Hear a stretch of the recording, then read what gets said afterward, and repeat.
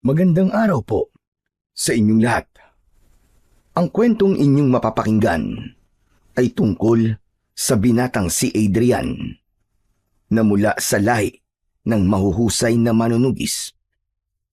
Simula nang mapatay ng mga aswang ang kanyang ama, ay ninais na niyang sa kanya ipapamana ng kanyang lolo ang espada at pakpak na lawin na isang sandata na pinaniniwala ang may mutya na pinagpasapasahan sa bawat henerasyon sa kanilang pamilya.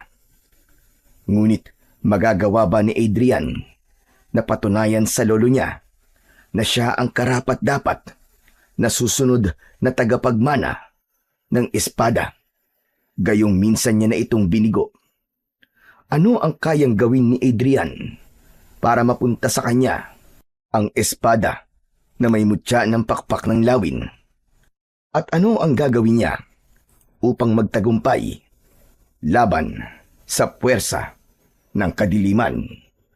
Ngunit bago ang lahat, mga idol, huwag po nating kalimutang mag-subscribe at i-hit ang notification bell sa aking YouTube channel na The Voice Addict at Apong Isaak para sa mas marami pang makapigil hininga na kwentong aswang at katatakutan mula sa mundo ng kababalaghan.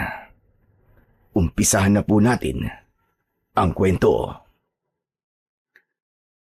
Ano ba, Adrian? Pwede bang pumilimi ka lang sa isang pwesto? Kanina pa ako nahihilo sa iyo eh. Kanina ka pa lakad ng lakad. Para kang asong hindi mapaanak. Kumalma ka nga. Paano naman ako kakalma, Tomas? Sabihin mo nga kung paano. Alam ko na sa oras na to, nasa kabilang baryo si tatay at lolo at nakikipaglaban sila sa mga aswang. Ikaw naman pambihira ka. Parang ito naman ang unang beses na nakipaglaban sila sa mga aswang. Hindi ba lahi kayo ng mahuhusay at matatapang na mga manunugis? Ang lolo Martin mo, matagal niya nang napatunayan na magaling siyang makipaglaban sa mga aswang.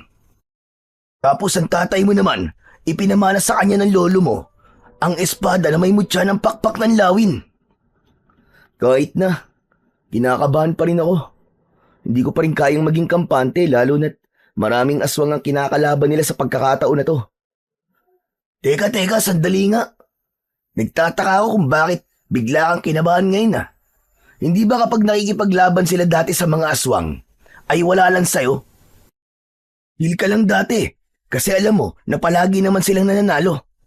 Ano nangyayari sa'yo ngayon? Okay, sige. Sasabihin ko na sa'yo ang dahilan. Kagabi kasi, nanaginip ako na namatay daw si tatay sa pakikipaglaban sa mga aswang. Natatakot ako na baka magkatotoong panaginip na yun. Sasabihin ko sana yung kinatatay at lolo para bigyan sila ng babala. Pero hindi ko ginawa kasi naisip ko na baka pagtawanan lang nila ako . Alam mo naman na wala silang tiwala sa akin. Kasi nung sinanay nila ako para maging manunugis, ay puro kapalpakan lang ang mga ginawa ko. Ayun naman pala . Kaya pala nagkakaganyan ka dahil sa isang panaginip. Pero hindi mo ba alam ang sinasabi ng marami tungkol sa panaginip? Sabi nila, kung ano raw ang nakita mo sa panaginip, ay kabaligtaran na mangyayari sa totoong buhay. Kaya kung ako sa'yo, Adrian, kakalma na ako. Ibig sabihin, hindi mamamatay ang tatay mo at mahaba pa ang buhay niya. Sino ba nagsabi niyan sa'yo? Paano mo na sigurong totoong ganyang kasabihan? Basta sabi nila. Ang dami mo naman tanong, tol. Maniwala ka na lang sa akin, pwede ba? Ano kaya kung sumunod na lang ako kina tatay? Baka kung ano na talaga nangyayari sa kanila . Malapit na mag-umaga pero wala pa rin sila hanggang ngayon. Hindi naman tumatagal ng ganito kapag nakikipaglaban sila sa mga aswang . Kinakabahan na talaga ako. Hindi ang tatay mo mamamatay, tol. Kundi ikaw kapag ginawa mo yan. Ano bang alam mo sa pakikipaglaban sa mga aswang? Di ba wala naman? Basta, dito lang tayo sa bahay nyo at hindi ka aalis. Tapos, pasalamat ka nga at sinamahan pa kita sa paghihintay sa tatay at lolo mo . Sus, kaya lang naman nandito kay para ikaw ang unang makakarinig ng kwento nila . Kilala kang tsismoso rito sa baryo natin eh. Hayaan mo na. At least, magagandang chismis lang naman ang ipinagkakalat ko. Hindi na muna nagsalita si Adrian. Dumungaw siya sa bintana at umasa na makikita niya na ang kanyang tatay at lolo na paparating. Ngunit bigo siya. Natatanaw na niya sa silangan ang unti-unting pagsikat ng araw. Totoo ang sinabi ng kaibigan ni Adrian na si Tomas. Ang angka nila ay kilala bilang mahuhusay na manunugis ng mga aswang. Kada henerasyon ay hindi pwedeng walang ipapanganak na manunugis sa kanilang lahi. Ngunit tila naputol na yon kay Adrian dahil pakiramdam niya ay wala siyang kakayahan na maging kagaya ng kanyang ama na si Ado at ni Lolo Martin. Tuluyan nang sumikat ang araw. Nakatulog na si Tomas sa sala ng bahay ni na Adrian. Nakadungaw pa rin si Adrian sa bintana, ngunit hindi pa rin bumabalik ang tatay at lolo niya mula sa pakikipaglaban sa mga aswang sa kabilang baryo. Maya-maya pa, napabalikwas ng gising si Tomas. Pupungas-pungas itong lumapit kay Adrian. Ano na nangyari? Nakauwi na ba sina Lolo Martin? Wala pa rin sila, Tomas. Grabe, nag-aalala na talaga ako. Baka kung ano na nangyari sa kanila. Sus Santissima, hindi ka pa rin pala tapos sa mga paganyan-ganyan mo. Pustahan tayo, tol. Kaya wala pa sila hanggang ngayon ay nagdidiwang na ang kabilang baryo sa tagumpay ng tatay at lolo mo. Maniwala ka sa akin. Ewan ko ba? Duda ako sa mga sinasabi mo. Mawawala lang tong kaba ko kapag nakauwi na sila ng buhay at ligtas. Ang negatibo mo namang mag-isip, tol.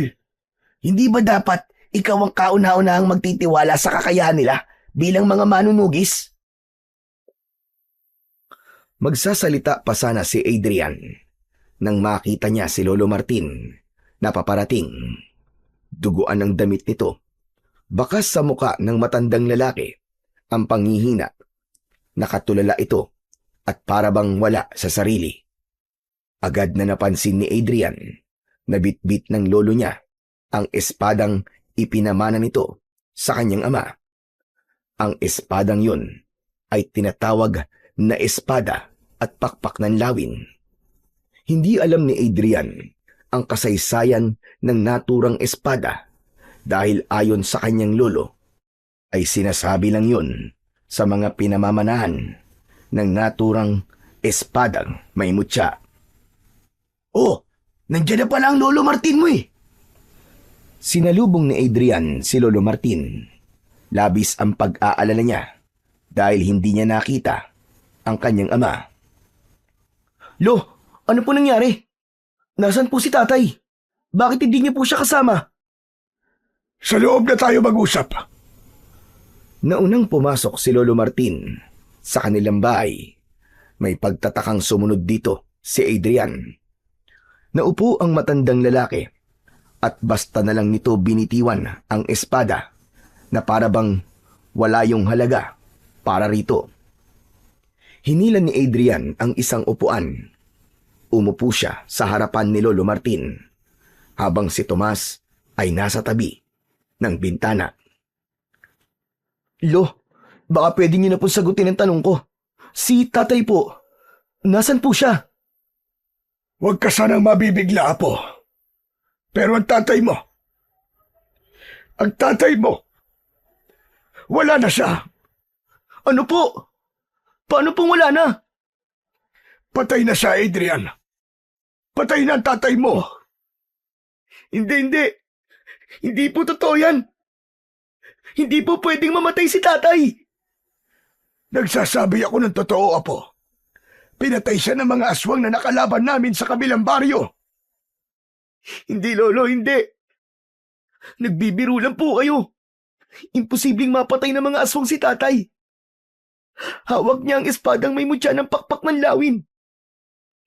Ang sabi niyo, yan ang pinakamakapangyarihang sandata laban sa mga aswang, di ba? Kaya paano po siya mapapatay ng mga aswang? Napakabilis ng mga pangyayari. Pinagtulungan siya ng mga aswang. Nabitiwan niya ang espada at doon siya nilapa ng mga kalaban namin. Napakasakit na hindi ko man lang siya nagawang tulungan. Nabigo kami sa aming misyon. Nang umiyak si Lolo Martin, ay doon na napagtanto ni Adrian na hindi ito nagsisinungaling. Napatulala si Adrian at sumabog na ang kanyang mga luha. Hindi!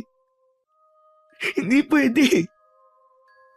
Pero sabi niyo bago kayo umalis kagabi, ay buhay at ligtas kayong babalik dito, di ba? Bakit ganon? Bakit ganon, Lolo Martin? Napayuko si Lolo Martin habang patuloy na umiiyak. Maya-maya pa ay may mga kalalakihang dumating. May bitbit ang mga yon na pahabang kahon na gawa sa plywood. Naramdaman ni Adrian na ang tatay niya ang laman ng kahon na yon. Lumuluwang nilapitan ni Adrian ang mga lalaking may buhat sa kahon. Ibaba niyo ang kahon na yan! Ibaba niyo! Matapos ibaba ng mga lalaki sa lupa ang kahon, ay lumuhod si Adrian sa tabi nun. Nanginginig ang mga kamay na binuksan yon ni Adrian. Pakiramdam niya ay bumagsak sa kanya ang langit nang makita niya sa loob ng kahon ang duguan at sugatang katawan ng kanyang ama. Halos hindi niya na ito makilala sa dami ng sugat nito sa muka. Hindi alam ni Adrian kung paano hahawakan ang kanyang ama. Wala siyang nagawa kundi ang umiyak ng umiyak. Gusto niyang isipin na panaginip lamang ang lahat, pero alam niya na yon ay isang realidad. Wala na ang kanyang ama at habang buhay niya itong hindi na makakasama. Sa unang gabi ng lamay ng tatay ni Adrian ay dumagsa ang mga taong nais makiramay. Naroon ang ilan sa mga taong iniligtas ng tatay niya mula sa kamay ng mga aswang. Mabuti na lang at naroon si Tomas para tulungan sila sa pag-aasikaso sa mga nakikipaglamay. Habang nakaupo si Adrian sa tabi ng kabaong ng tatay niya, ay lumapit sa kanya ang kaibigan niyang si Tomas. Tol, paubos na pala mga biskwit ha. Ang dami pang tao na nakikipaglamay. Meron pa sa kwarto ni Lolo na 2 lata ng biskwit. Sandalit, kukunin ko lang. Wag na, dito ka na lang at ako na lang ang kukuha. Tol, salamat ha. Salamat para saan? Sa pag-aasikaso mo sa mga tao rito. Nako, wala yun. Alam mo namang malaki ang utang na loob ko sa tatay mo, hindi ba? Nung bata pa ako, ay kinuha ako ng aswang. Ang tatay mo nagligtas sa akin, di ba? Kundi dahil sa kanya, aba, baka wala na ako ngayon dito. Napakarami talaga ng natulungan ni tatay, no? Tapos ako na nag-iisa niyang anak, ay siguradong hindi magiging kagaya niya. Ano ka ba naman, Adrian? Pambihira ka. Huwag ka magsalita ng ganyan. Bata ka pa naman eh. Hindi pa uli ang lahat para maging kagaya ka ng tatay mo. Pero kung sakaling hindi ka maging kagaya niya, paniguradong magiging magaling ka pa rin sa ibang bagay. O paano? Kukunin ko na muna yung mga biskwit ha. Sige tol, maraming salamat. Umalis na si Tomas sa tabi ni Adrian. Sinilip ni Adrian ang kanyang ama sa loob ng kabaong. Hinaplos niya ang salamin na parabang sa paraan na yun ay nahahawakan niya ang muka ng kanyang ama. Tay, hindi ko po hahayaan na mauwi sa wala ang pagkamatay niyo, Tay. Gagawin ko po ang lahat para maipagmalaki niyo ako. Kahit nasa kabilang buhay ka na. Hindi na malayan ni Adrian ang pagpatak ng kanyang mga luha. Ngunit hindi nagtagal ay umurong ang luha niya nang marinig niya ang pagsigaw ni Tomas sa labas na parabang meron itong kaaway. Nang makita niya si Lolo Martin na tumakbo papunta sa labas, ay agad niya itong sinundan. Nakita nila si Tomas na nasa harapan ng kanilang bakuran. Agad itong nilapitan ni na Adrian at Lolo Martin. Nakita nila ang ilang mga tao na nagmamadaling naglakad palayo na nahinuha ni Adrian na mga sinisigawan ni Tomas. "Huwag na kayong babalik dito ha! Mga wala kayong respeto sa patay! Mga buwisit kayo!" Tomas, ano't sumisigaw ka rito? Abay, lasing ka ba? Saka, bakit mo pinaalis yung mga tao na yun?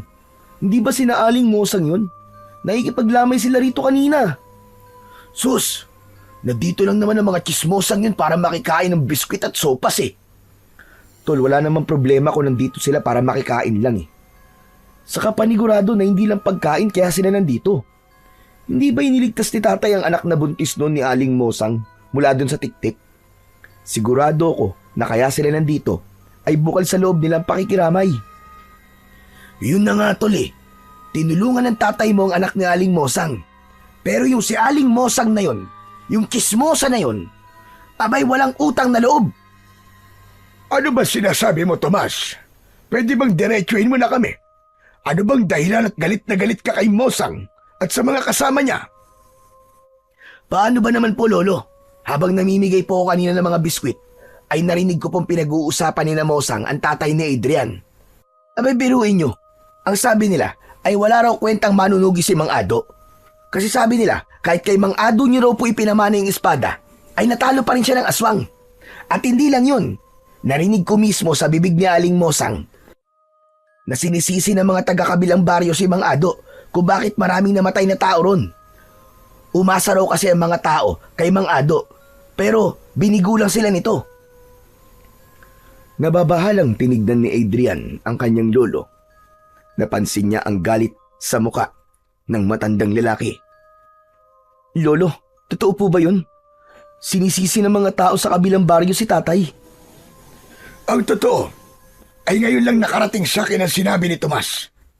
Hindi ko alam na sinisisi pala nila ang anak ko. Ginawa ni Ado ang lahat para maprotekta ng mga tao sa kabilang baryo at sa kagustuhan niyang protekta ng lahat mula sa mga aswang ay buhay niya ang naging kapalit. Isang beses lang nabigo ang tatay mo, Adrian. Isang beses lang sa napakaraming beses niyang nakapagligtas ng buhay ng iba. Tapos, ganun pa ang sasabihin nila sa anak ko. Kaya nga po, Lolo eh. Hindi po ba pwedeng ang mas maraming pagtulong at magagandang bagay na nagawa ni tatay ang alalahanin nila kaysa sa kanyang pagkamatay? Nako, marami talagang ganyang tao, Tol. Magkamali ka lang ng isang beses, burado na kagad sa utak nila ang mga kabutihang nagawa mo. Sa ngayon, isang tabi muna natin ang bagay na yan. Ang mga tunay na nakikiramay na lamang ang pagtuunan natin ng pansin. Sige na. Matapos yun, ay bumalik na sa loob ng bahay sina Lolo Martin at Tomas. Naiwan si Adrian sa labas. Tinignan niya ang mga taong naroon at tinanong niya ang kanyang sarili kung ilan ba sa mga yon ang totoong malungkot sa pagkamatay ng kanyang ama. Matapos ang 3 gabi, ay inilibing na ang tatay ni Adrian. Pagkatapos ng libing, ay umuwi na sila ni Lolo Martin sa kanilang bahay. Sumalubong sa kanila ang nakakabinging katahimikan.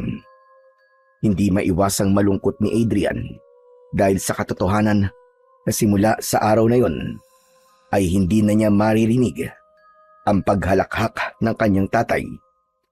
Masayahing tao kasi ito at sobrang mapagbiro. Nilapitan ni Lolo Martin ang espada na nasa isang sulok.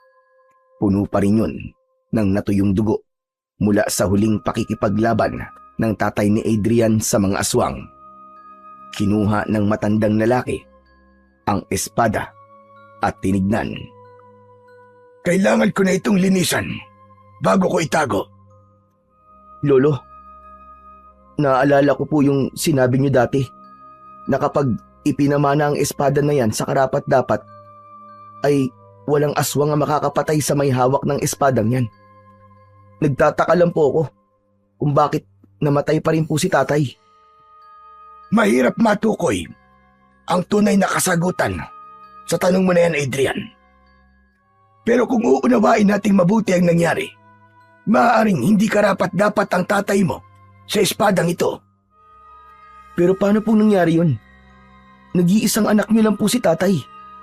Paanong hindi siya magiging karapat-dapat? Siya lang po ang natatanging susunod sa yapak niyo, hindi po ba?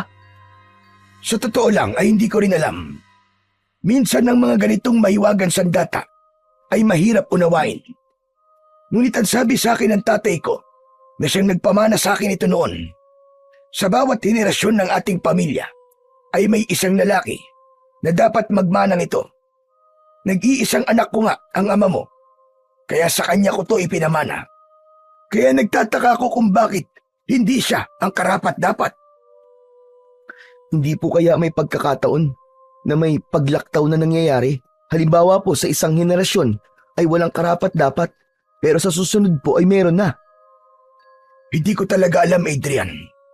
Gaya ng sinabi ko, mahirap maunawaan ng mga mahihiwagan sandata na gaya ng espadang ito. Pero ngayong wala na po si tatay, ibig po bang sabihin ay kayo na ulit ang nagmamay-ari ng espada? Ganun na nga. Ngunit kailangan ko na itong maipamana. Matanda na ako, Adrian. Hindi na kaya ng aking katawan na gamitin at dalhin ang kapangyarihan itong taglay. Kung ganun, ipapamana niyo na po ba ang espada sa akin? Tama po ba? Adrian, ayoko makapagsalita sa ng masakit, lalo na't kakalibing pa lang ng iyong ama. Ayokong dagdagan ng sakit na nararamdaman mo ngayon. Alam mo na kung anong magiging kasagutan sa tanong mo. Nagbibiro lang naman po ako, Lolo. Alam ko naman po na hindi po ako ang karapat-dapat na maging tagapagmana ng espada na yan. Dahil wala naman po sa akin ng mga katangian para maging isang mahusay na manunugis. Kahit nga po ang tamang paghawak ng espada, ay hindi ko pa po alam. Kaya nga sana ay magkaroon ka na ng asawa. Nang sa ganun ay magkaroon ka na rin ng anak. Malay mo, ang anak mo pala ang susunod na magiging tagapagmana ng espadang ito. Pero Lolo, hindi ko po ba talaga malalaman kung ano pong kasaysayan ng espadang yan? Kahit po sana ang dahilan kung bakit po yan tinawag na espada na may mutya ng pakpak ng lawin. Gusto ko pong malaman. Ikinalulungkot ko, pero hindi ko maaaring sagutin ang mga yan. Hindi ba't sinabi ko na sa noon na ang tagapagmana lamang ang pwedeng makaalam ng lahat ng tungkol sa espadang ito? Sayang naman, talagang nais ko po kasing malaman ang kwento po sa likod ng espadang yan. Sa ngayon, ay dito na natin tatapusin ang ating pag-uusap, Apo. Magpahinga ka na at alam kong ilang gabi ka na rin walang maayos sa tulog. Ako naman ay lilinisin ko muna ang espadang ito. Sige po, Lolo. Pagkatapos niyo po riyan, ay magpahinga na rin po kayo. Pumasok na si Adrian sa kwarto nila ng kanyang tatay. Sandali siyang tumayo sa gitna ng naturang silid upang pagmasdan ang mga gamit ng namayapa niyang ama. Nakasabit pa rin sa likod ng pinto ang paborito nitong jacket. Kinuha niya ang jacket at niyakap niya yon na para bang yun ang kanyang ama. Naluwa si Adrian nang mapagtanto niya na kahit isang beses ay hindi niya nagawang yakapin ang tatay niya noong buhay pa ito. Hindi rin niya nasabi rito na mahal niya ito. Masyado siyang naging kampante na marami pa siyang pagkakataon para gawin at sabihin yon. Ngunit nang biglaang nawala ang kanyang tatay, ay doon niya nalaman na totoo nga na napakaikli lamang ng buhay ng isang tao. Nang mga sumunod na araw, ay mas ginawang abala ni Adrian ang kanyang sarili upang hindi niya masyadong maramdaman ang lungkot sa pagkamatay ng kanyang ama. Kulang na nga lang ay buong araw siyang magtrabaho sa taniman ng mga gulay kung saan sila parehas na nagtatrabaho ni Tomas. Sa tuwing umuuwi kasi siya sa bahay nila at mag-isa siya sa kanyang kwarto, ay bumabaha ang alaala ng tatay niya at hindi niya maiwasan ang pag-iyak. Isang hapon, papalubog na ang araw, ngunit nagbubungkal pa rin si Adrian ng lupa sa taniman ng mga gulay. Lumapit sa kanya si Tomas na handa ng umuwi. Aba tol, ano pang ginagawa mo dyan? Oras na ng pag-uwi ah. Tapos na ang oras ng trabaho natin. Ipapaalala ko lang sa'yo na wala nang dagdag na bayad yung pag-o-overtime mo na yan. Mauna ka nang umuwi, Tomas. Mamaya pa ako. Tatapusin ko lang tong isang hilera ng taniman ng pechay para bukas ay pwede na tong taniman ng binhi. Nagtaka si Adrian nang kinuha ni Tomas ang isa pang piko at nagsimula na rin itong magbungkal ng lupa. Oh, anong ginagawa mo? Akala ko ba uuwi ka na? Mamaya na. Tutulungan na kitang tapusin to para makauwi ka na rin. Tomas, hindi mo ako naiintindihan eh. Gusto ko talagang may ginagawa ako. Kapag kasi bakante ang utak ko, inaalala ko lang si tatay. Mas lalo lang ako nalulungkot. Naiintindihan kita, tol. Ganyan din ako nung namatay si nanay. Ginagawa kong abalan sarili ko para takasan ng lungkot. Pero alam mo ba, na mali pa lang ganun. Mali na takasan mo ang kalungkutan. Kailangan mo tong harapin para mas madali mo matanggap ang masakit na pinagdadaanan mo. Isipin mo na lang na ang kalungkutan ay parang aswang. Hindi mo to mapapatay kung hindi mo to haharapin. Napahinto si Tomas sa pagbubungkal ng lupa. Tila may kung anong matalim na bagay ang bumaon sa dibdib niya sa sinabing yun ng kanyang kaibigan. Napagtanto niya na simula nang mailibing ang tatay niya ay wala siyang ginawa kundi ang takasan ang kanyang kalungkutan.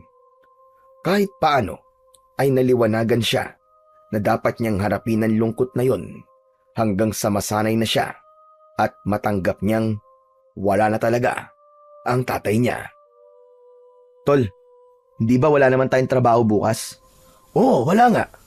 Bakit mo naman naitanong? Gusto mo bang mag-inom tayo mamayang gabi? Doon tayo sa bahay niyo.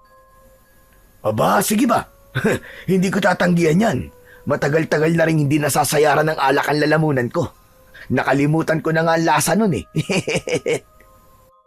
Tinapos na nilang dalawa ang pagbubungkal ng lupa. Nang matapos na sila roon, ay magkasabay na silang umalis sa taniman ng gulay at umuwi na sila sa kani-kanilang bahay. Pagsapit ng gabi, matapos maghapunan ay nagpaalam si Adrian kay Lolo Martin na magtutungo siya sa bahay ni na Tomas dahil mag-iinom sila. Pinayagan naman siya ng kanyang lolo at sinabi nito na huwag siyang iinom ng marami at huwag siyang masyadong magpapagabi. Bago magtungo sa bahay ni na Tomas, ay bumili muna si Adrian ng isang bote ng alak sa tindahan. Nang makarating siya kina Tomas, ay may mga baso at pinggan sa lamesang nasa harapan ng bahay ni na Tomas. Sakto na lumabas si Tomas na may dalang inihaw na tilapia. Yun! Sabi ko na nga ba't paparating ka na eh. Kaya naganda na ako. Nag-ihaw nga pala ako ng tilapia. Meron pa sa loob kasi alam kong kulang sa atin ng isang tilapia eh. Ayos yan, tol. Mas lalo tayong gaganahan yan sa pag-iinom natin kasi masarap ang pulutan natin. Sandali lang. Kukunin ko lang ang sausawan natin ha. Toyo na may kalamansi ba? Oo naman. At maraming sili. Alam na alam mo talaga ang paborito ko, tol ha. Yan ang gusto ko sa'yo eh. Siyempre naman. Ano pat naging magkaibigan tayo simula pagkabata kung hindi ko pa alam kung ano-ano mga paborito mo. Sige na, kunin mo ng sausawan nang makapagsimula na tayo. Alak na ako eh. Natatawang inilapag ni Tomas ang inihaw na tilapia sa lamesa. Saka ito bumalik sa loob ng bahay. Inilapag na rin ni Adrian ang alak at umupo na siya. Nang bumalik si Tomas, nadala ang sausawan, ay agad nilang sinimulan ang pag-iinom. Nagpalitan sila ng tagay At matapos ang ilang minuto ay naramdaman na ni Adrian ang epekto ng alak sa kanya. At dahil sa tama ng alak ay nagkaroon ng lakas ng loob si Adrian na sabihin kay Tomas ang nasa loob niya. Alam mo ba, tol? Nang dahil sa pagkamatay ni tatay, ay mas lalo ko napatunayan kung gaano ko kawalang kwenta at walang silbi. Bakit mo naman sinasabi yan, tol? May silbi ka. Lahat tayo, may silbi habang buhay pa tayo. Hindi mo ako naiintindihan, tol eh. Magkaiba kasi tayo ng klase ng pamilya na kinalakihan natin. Alam mo naman, di ba, na iba ang pamilya ko sa pamilya nyo? Kuha ko na. Kasi pamilya na manunugis ang pamilya mo. Tama ka. Grabe yung panlilit na nararamdaman ko ngayon, tol. Biruin mo. Tinanong ko si Lolo Martin kung sa akin ba niya ipapamana yung espada. Alam mo ba kung sabi niya? Hindi ko alam, tol. Wala naman ako ron nung mag-usap kayong dalawa eh. Ang sabi niya, mag-asawa na raw ako para magkaroon na ako ng anak. Baka raw sa magiging anak ko, pwede niyang ipamana yung espada. Ibig sabihin, hindi niya talaga nakikita na ako ang susunod na magmamana ng espadang yun. Bakit kasi hindi mo ipakita kay Lolo Martin na karapat dapat ka para sa espadang yun? Paano ko naman gagawin yun, tol? Di ba sinanay nila ako ni tatay tapos puros kapalpakan lang ang ginawa ko? Parang hindi na kasi mabura sa isip ng lolo ko yung ginawa ko na yun eh. Pakiramdam niya, hanggang ngayon, ay ganun pa rin ako. Bakit? Hindi ka na ba palpak ngayon?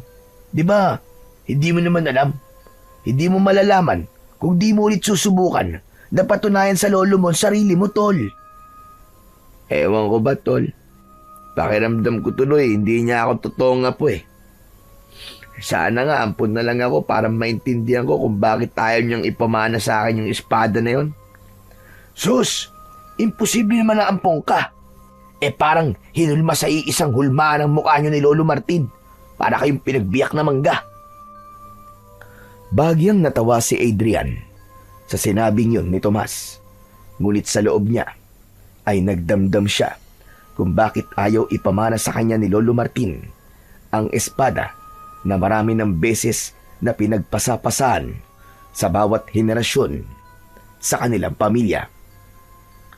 Alauna na ng madaling araw nang maubos ni na Adrian at Tomas ang isang bote ng alak. Nagpaalam na si Adrian sa kanyang kaibigan at nagsimula siyang maglakad pauwi sa kanilang bahay. Nang makarating na siya sa bahay, ay agad niyang napansin ang isang pahabang kahon na nakasabit sa dingding. Kinuha niya ang kahon at inilapag sa maliit na lamesa na nasa gitna ng sala. Binuksan niya yon at tumambad sa kanya ang espada. Malinis na ulit yun at makintab na. Tinignan at kinausap niya ang espada na para bang naiintindihan siya nun.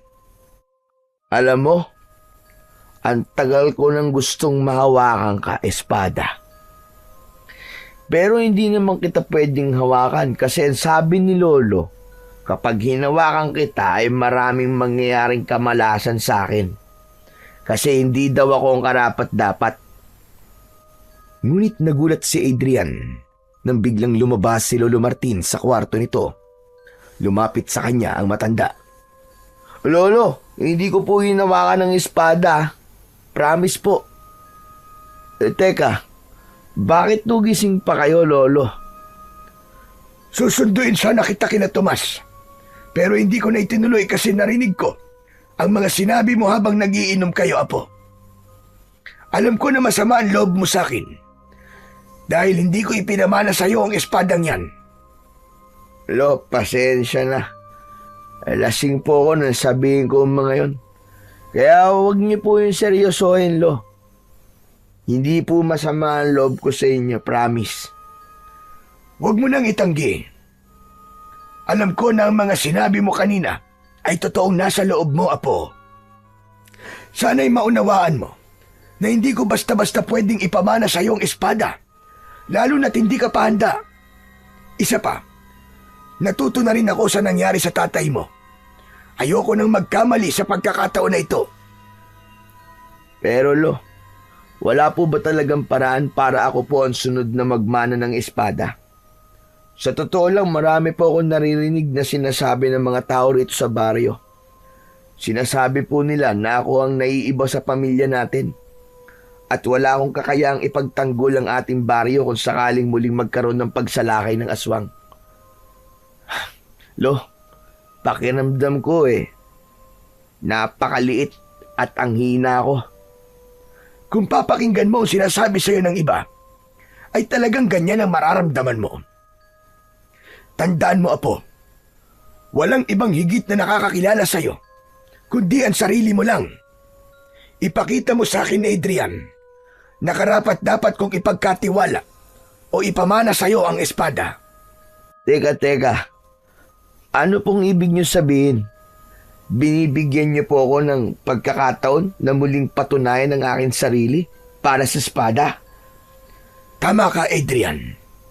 Ngunit ito na ang huling pagkakataon mo. Kapag nakita ko na hindi talaga ikaw ang karapat-dapat, ay wala na akong magagawa, kundi ang maghintay ng panibagong sisibol sa henerasyon sa ating lahi. Maraming salamat po, Lolo. Hayaan niyo po at hindi ko sasayangin ang pagkakataong ibinigay niyo sa akin. Ipapakita ko po sa inyo na karapat-dapat po ako magmana ng inyong espada. Huwag mong sabihin, Adrian, kundi gawin mo. Magtitiwala ulit ako sa iyo.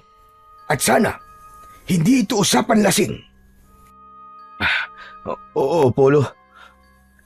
Naiintindihan ko po kayo. Sa naging pag-uusap na yun nila ng kanyang lolo, ay tila nawala ang pagkalasing ni Adrian. Nangako siya sa kanyang sarili na simula sa araw na yon ay ipapakita niya sa kanyang lolo na siya ang karapat-dapat na susunod na maging tagapagmana ng espada nito. Sa mga sumunod na araw ay nagsimula ng magsanay si Adrian ng mag-isa sa kanilang bakuran. Madalas ay umaga pa lang ay nagsisimula na siya. Bago siya pumasok sa kanyang trabaho, inalala niya ang mga itinuro noon sa kanya ng tatay niya.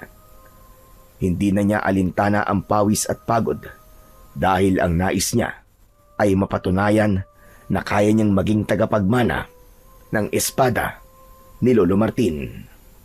Isang umaga, pumasok si Adrian sa trabaho na pagod dahil kakatapos lang niyang magsanay. Pagkakita ni Tomas sa kanya, ay napakunot ang noo nito. Oh, ano nangyari sa'yo, Tol? Hindi pa nga tayo nagsisimula magtrabaho mukhang pagod ka na. Nagsanay kasi ako bago pumasok Ano? Anong nagsanay? Nang ano? Sa pakikipaglaban sa mga aswang. Bakit mo naman ginagawa yon? Ang akala ko ba hindi ka susunod sa yapak ng tatay mo at lolo mo? Binigyan kasi ako ni Lolo ng huling pagkakataon para patunayan ang sarili ko, Tomas. Kapag nakita ni Lolo na karapat-dapat na raw ako, ay sa kanya ipapamana sa akin yung espada. Talaga? Totoo ba yan, Tol? Oo nga. Kailan ba ako nagsinungaling sa'yo? Pambihira ka. Maraming beses na, uy. Gaya nung bata pa tayo. Sinabi mo na kapag tinusok ko ng kawayan yung bahay ng mga bubuyog, ay magkakaroon ako ng kapangyarihan. Tapos ginawa ko naman. Yun, pinutakti ako ng mga bubuyog. Hindi ba? Nagmukha akong binugbog ng 10 demonyo nun. Iba naman yun Seryoso ako, Tol. Kaya kailangan ko maging mahusay sa pakikipaglaban sa mga aswang. Saka gusto ko tong gawin bilang pag-alala sa tatay ko. Ayokong mauwi sa wala lang ang pagkamatay niya. Kailangan kong labanan ng mga aswang na siyang pumatay sa kanya. Kung ganun, sa sandaling sumalakay na ang aswang dito sa atin, ay makikipaglaban ka na? Ganun na nga, Tol. Kailangan kong gawin yun kasi sa ganung paraan ko lang may papakita kay Lolo Martin na handa na ako at kaya kong gamitin ang espadang yun. Pero ang tanong, sapat na ba ang pagsasanay na ginagawa mo? Ang ibig ko sabihin hindi ka man lang ba ginagabayan ni Lolo Martin? Hindi. Ang sabi niya kailangan ko daw yung gawin ng ako lang. Kaya hindi na ako nagtangkang humingi ng tulong sa kanya. Grabe, iba rin talagang determinasyon mo, tol. Pero sana ay magtagumpay ka sa gusto mo mangyari. Biruin mo, kapag naipamana sa iyo yung espadang yon, ay magkakaroon ako ng kaibigan na isang tanyag na manunugis. Siyempre, dapat dalin mo rin ako kapag sikat ka na, di ba? Loko ka talaga. Hindi ang pagiging sikat kung bakit ko to ginagawa. Una, gusto kong wag masayang ang pagkamatay ni tatay.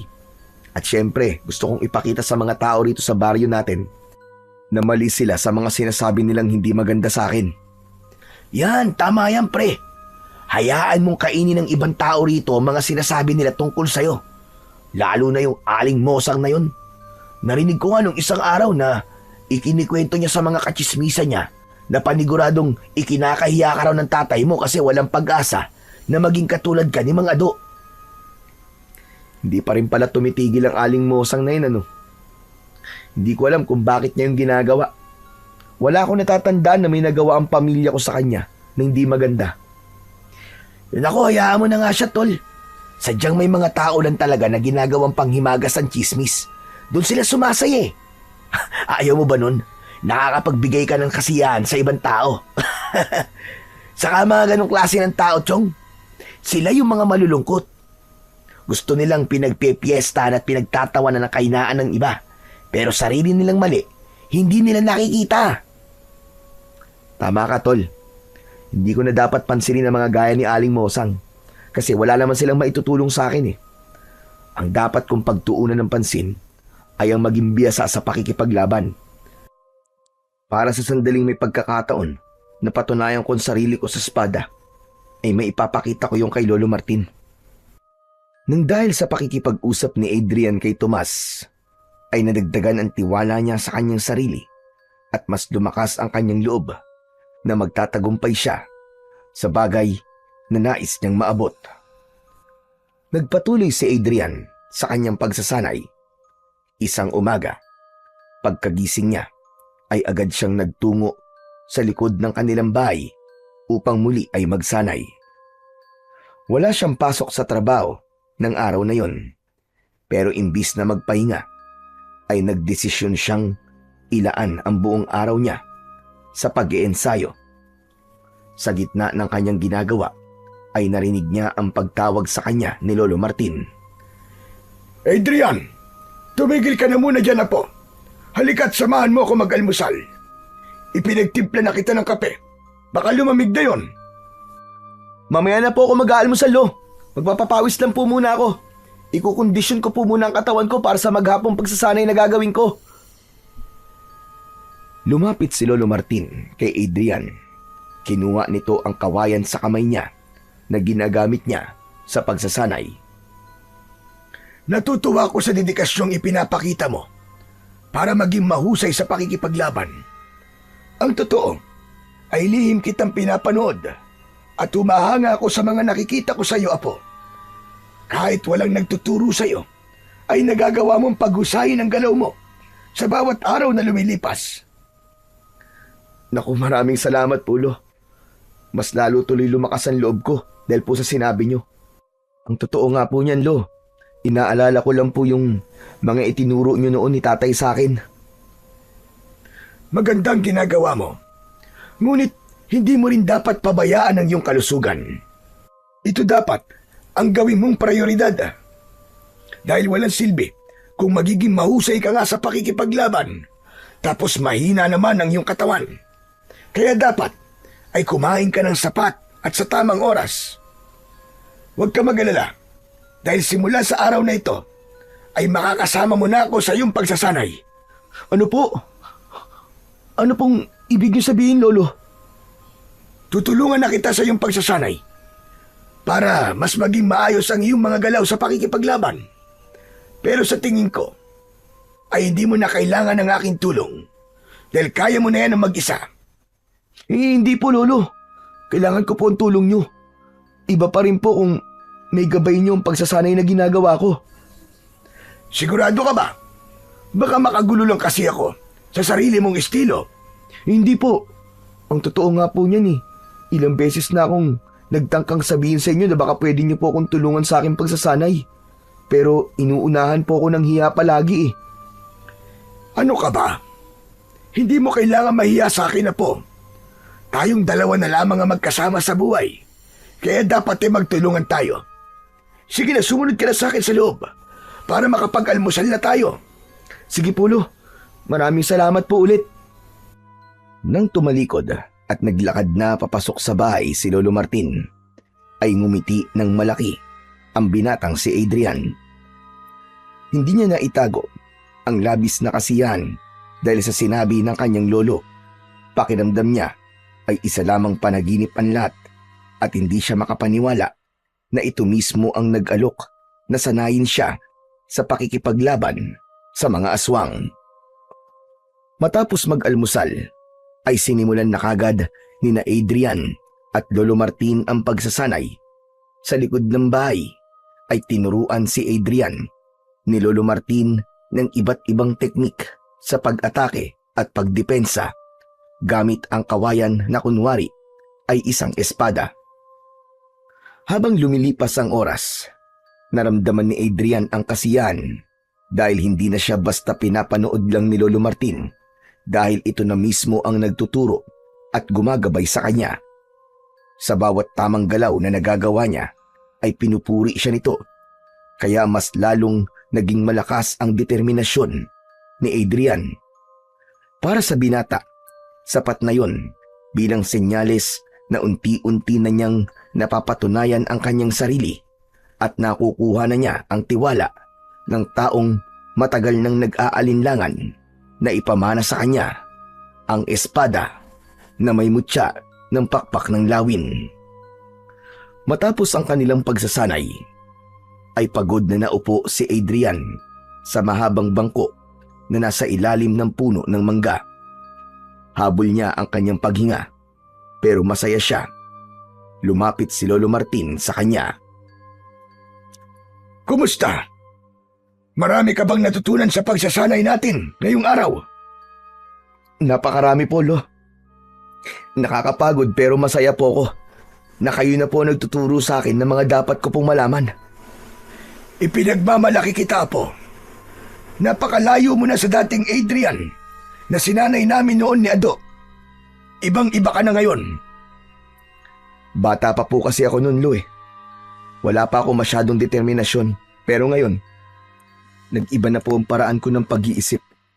Lalo na po nung namatay si tatay dahil sa mga aswang. Ayoko po siyang biguin, lalo na't alam ko na ang gusto niya ay akong sunod na magmamana ng inyong espada. Huwag ka mag-alala. Dahil sa sandaling makita ko na handa ka na ay ipapamana ko na sa iyo ang espada. Ang nais ko, kapag gagawin ko yon, ay sigurado na ako at hindi na ako magkakamali. Kaya sana ay mas tatagan mo pa ang iyong loob at habaan mo pa ang iyong pasensya at paghihintay. Nauunawaan ko po, Lo. Ganyan din po ang gusto ko. Ayoko pong madaliin ang lahat. Basta, kapag wala ka ulit pasok sa trabaho, ay magsasanay ulit tayong dalawa. Ano po kaya kung umalis na po ako sa trabaho ko para makapag-focus po ako sa pagsasanay? Yan ang wag na wag mong gagawin. Tandaan mo na kung ikaw ay magiging ganap na manunugis, hindi mo maaaring paikutin dito ang iyong buhay dahil madali ka mapapagod.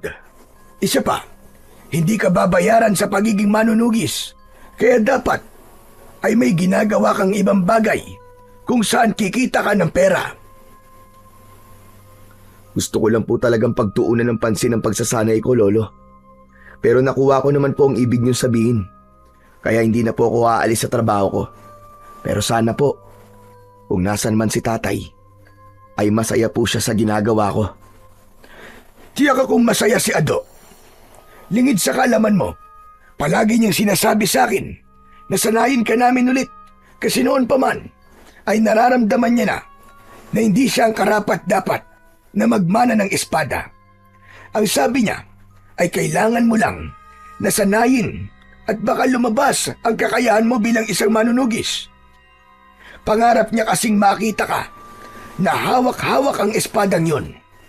Kaya nga lang ay hindi ako nakinig sa iyong ama. Kahit pala noon pa, ay may tiwala na si tatay sa akin. Dahil po sa nalaman ko na yan, Lo, mas lalo ko pong paghuhusayin ang aking pagsasanay. Tutuparin ko po ang pangarap ni tatay para sa akin. Tinapik ni Lolo Martin sa balikat si Adrian. Bago siya nito iniwanan. Nang mag-isa na lang ay tumingala sa langit si Adrian at umasa siya na makikita niya roon ang kanyang ama. Pero kahit bigo siyang makita ito, ay naramdaman pa rin niya ang presensya nito. Pakiramdam niya ay nasa tabi lang niya ang kanyang ama at gumagabay sa bawat galaw at desisyon niya sa buhay. Nagpatuloy si Adrian sa kanyang pagsasanay. Kapag may oras si Lolo Martin, ay tinutulungan siya nito.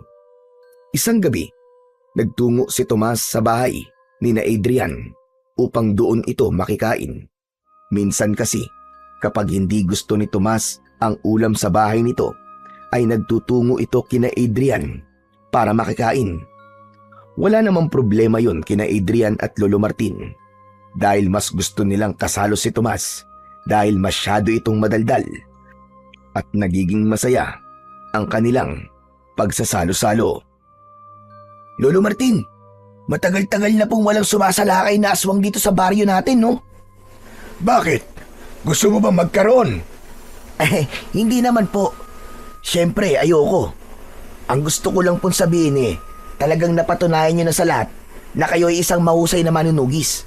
Kita nyo naman, takot na pong bumalik ang mga aswang dito sa ating lugar. Kasi alam nila na nandito kayo. Duda ako sa sinabi mo na yan, Tomas.